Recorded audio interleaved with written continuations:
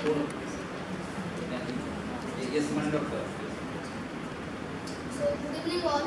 मी अभिनव Maruti class 8 मध्ये Sindphana public school Majalgaon येथे शिकत आहे. तर आकाशाला गवसणी या या या समर वेकेशनच्या शेवटच्या दिवसाच्या शेवटच्या कार्यशाळेमध्ये आम्ही खूप सारे आपल्याला पेपर मॉडेल किट्स होते. तर वेगवेगळे जे प्रयोग असतात तर त्याबद्दल आम्ही माहिती घेतली व आम्ही ते स्वतः प्रत्यक्षात अनुभवलं की ते पेपर किट्स कसे तयार करायचे व यामध्ये आम्हाला खूप एक चांगला अनुभव आला. तर आपण इथे पाहूया की या किटमध्ये आम्ही काय काय प्रयोग. तर हे एक सनडायल आहे. आता खूप वर्षांपूर्वी किंवा खूप शतकांपूर्वी जेव्हा आपल्याकडे घड्याळे नव्हते तेव्हा या अशा सोलार वॉचेसचा यूज करून आपण खूप सारे टाईम नोट करत. तर इथे आपल्याला करेक्शन टेबल दिलेलं आहे.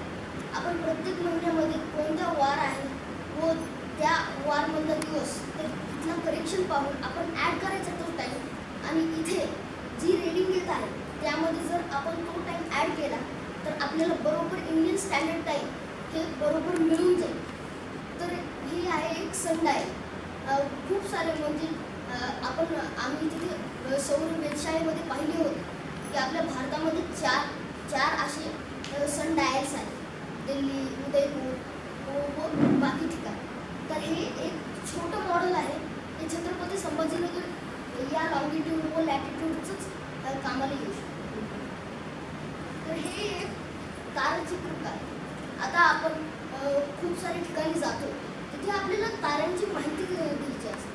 पण कारण की आपण मोबाईल्सवर ॲप्स आहेत, स्टेलारियम व बाकीचे काही ॲप्स आहेत तर त्यापेक्षा आपण स्वतः बनवलेलं तारचक्र वापरून आपण बरोबर कोणता तारा आपल्याला दिसणार आहे हे पाहू शकतो. आता महिना सुरू आहे मेचा. तर आपण संध्याकाळचे रात्रीचे 10 वाजता आपण कोणते स्टार्स व कॉन्स्टिलेशन्स इथे पाहू शकतो याची माहिती आहे. तर इथे 10 वाजता 10 PM चा टाईम सेट केला व तारीख 26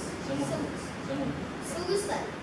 तर आता इथे आपण पाहू शकतो सगळे नक्षत्र दिसत आहेत व आपण याला असं वरी धरून पूर्ण आपल्याला हे बाण उत्तरेकडे दाखवायचं आणि हे आपल्याला पूर्णपणे आपण कोणते नक्षत्र दिसणार आहे, तारे दिसणार आहे याबद्दल संपूर्ण माहिती मिळून जाईल. आणि हे स्वतः केल्यामुळे एक वेगळाच उत्साह येईल की आपण याचा वापर कसा करावा व याची माहिती कशी घ्यावी. तर इथे याचा वापरही दिलेला आहे की आपण कशा प्रकारे हे तारचक्र वापरू शकतो. आता आपण आपल्या आकाशामध्ये विविध तारे आहेत, ग्रह आहेत.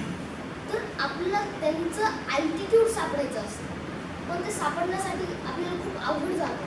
तर हे एक सिम्पल इन्स्ट्रुमेंट आहे त्यामुळे आपण सहजच सोप्या पद्धतीने एका ताऱ्याचं किंवा कोणत्याही ग्रहाचं अल्टिट्यूड सापडायचं. तर आपल्याला काही नाही फक्त या स्ट्रॉममधून त्या स्टारला सापडायचं आहे आणि आपोआप आपल्या त्या ग्रॅव्हिटीच्या पुलमुळे ते आपोआप खाली येईल आणि आपल्याला त्या स्टारचा किंवा कोणत्याही सेलेस्टियल ऑब्जेक्टचा आपल्याला इथे या नंबरपुढे आपल्याला त्याचा ॲल्टिट्यूड मिळेल. आणि हेच एक सोपी पद्धत आहे आणि हे सगळं श्रीनिवास अंकर सरांनी डिझाईन केलेलं आहे व त्यांनी सगळं आम्हाला मार्गदर्शन केले. त्याबद्दल त्यांचेही धन्यवाद.